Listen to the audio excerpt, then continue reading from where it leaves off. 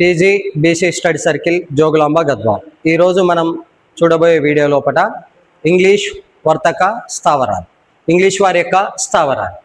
భారతదేశానికి మొట్టమొదట వచ్చింది పోర్చుగీస్ వారు, పోర్చుగీస్ వారి తర్వాత డచ్ తర్వాత వచ్చింది డెన్ తర్వాత ఇంగ్లీష్ వారు వచ్చారు.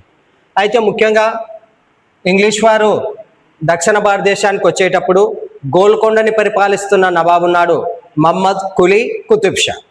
మహమ్మద్ కులీ కుతుబ్ షా కాలంలో క్రీస్తకం 1611లో ఆనాటి ఇంగ్లీష్ కెప్టెన్ హిప్పన్ అనేటోడు ఏ నౌకలో వచ్చాడంటే గ్లోబ్ నౌకలో వచ్చాడు.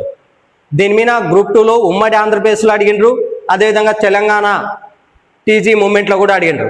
అందుకే చూడండి కెప్టెన్ హిప్పన్ నాయకత్వంలో ఏ నౌకలు వచ్చిండు గ్లోబ్ అనే నౌకలు వచ్చి మచిలీపట్నంలో వర్తక స్థావరం ఏర్పాటు చేసుకున్నారు. మరి ఆనాటి గోల్కొండ నవాబు కుతుబ్ షాహీ రాజు ఎవరంటే మహమ్మద్ కులీ కుతుబ్ షా. మొఘల్ చక్రవర్తి ఎవరంటే జహంగీర్. ఆనాడు ఢిల్లీని పరిపాలిస్తున్న రాజు ఎవరు? జహంగీర్. ఆ రకంగా వచ్చి దక్షిణ భారతదేశంలో ఇంగ్లీష్ వారి యొక్క మొట్టమొదటి వర్తక స్థావరం ఏదని అడుగుతారు.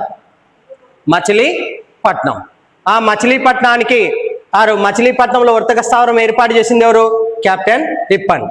ఆ తర్వాత క్రీస్తకం 1639లో మరి దక్షిణాది సైడ్ పోయి ఫ్రాన్సిస్ డే అనే ఇంగ్లీష్ వ్యక్తి ఆనాటి దామెర్ల సోదరులని కలిసినాడు.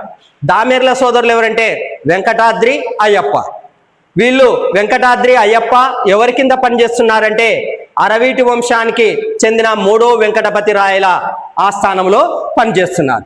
3వ వెంకటపతి రాయల యొక్క ఆస్థానంలో పనిచేసేటప్పుడు ఈ యొక్క ఫ్రాన్సిస్ డే సలహా మేరకే దామెర్ల సోదరులు 3వ వెంకటపతి రాయల్ని సంప్రదించి ఇక్కడ ఉన్న ప్రాంతాన్ని ఫ్రాన్సిస్ డేకి ఇవ్వడం జరిగింది. అందుకే వెంకటాద్రి యొక్క తండ్రి పేరే చెన్నప్ప. అందుకే చూడండి ఈ చెన్నప్ప పేరు మీదుగానే ఆ ప్రాంతానికి చెన్నప్ప పట్నం అని పేరు వచ్చింది. ఆ ప్రాంతానికి ఏమని పేరు వచ్చింది? చెన్నప్ప పట్నం. అదేవిధంగా ఆ చెన్నప్ప పట్నం రాను ఫ్రాన్సిస్ డే మద్రాస్ అంటారు, మద్రాస్ అయిపోయింది. మళ్ళీ తర్వాత ఏం చేసినారు? ఇది చెన్నైగా రూపాంతరం చెందింది. అందుకే చూడండి మద్రాసులో ఇంగ్లీష్ వారు కట్టిన కోట పేరు ఏం పేరంటే సెయింట్ జార్జి కోట. ఏ సంవత్సరంలో కట్టినారు? 1640-41. ఎవరు కట్టిండ్రు? ఫ్రాన్సిస్ డే, ఆండ్రూ కోగన్ అనే ఇద్దరి నాయకత్వంలో నిర్మాణం జరిగింది. భారతదేశంలోనే మొట్టమొదటి మున్సిపాలిటీ ఏదని కూడా అడుగుతారు. ఆ మొట్టమొదటి మున్సిపాలిటీ ఏదంటే మద్రాస్. ఏ సంవత్సరము? 1687-88 సంవత్సరంలో మొట్టమొదటి మున్సిపాలిటీ ఏర్పడింది. అదేవిధంగా బొంబాయి కూడా తీర ప్రాంతమే. అందుకే చూడండి ఇవన్నీ కూడా తీర ప్రాంతాల్లో వర్తక స్థావరాలు ఉన్నాయి. బొంబాయి లోపల వీళ్ళు కట్టిన కోట పేరు సెయింట్ డేవిడ్ కోట. 1818 సంవత్సరంలో కట్టడం జరిగింది. ఎవరు కట్టినారంటే జెరాల్డ్ అంగియర్ అనొచ్చు, అంజియర్ అని కూడా పిలుస్తారు. ఆ రకంగా బొంబాయి లోపల కూడా కోట కట్టుకున్నారు. ఆ తర్వాత కలకత్తాలో 1690 సంవత్సరంలో ఏమైందంటే మొఘల్ చక్రవర్తి ఉన్నాడు ఫరూక్ సియార్కి ఒక విచిత్రమైన వ్యాధి వచ్చింది. ఆ విచిత్రమైన వ్యాధిని తగ్గించిన వ్యక్తి ఎవరంటే ఇంగ్లీష్ వైద్యుడైన హమిల్టన్ అనేటోడు ఇంగ్లీష్ వైద్యుడు తగ్గించాడు.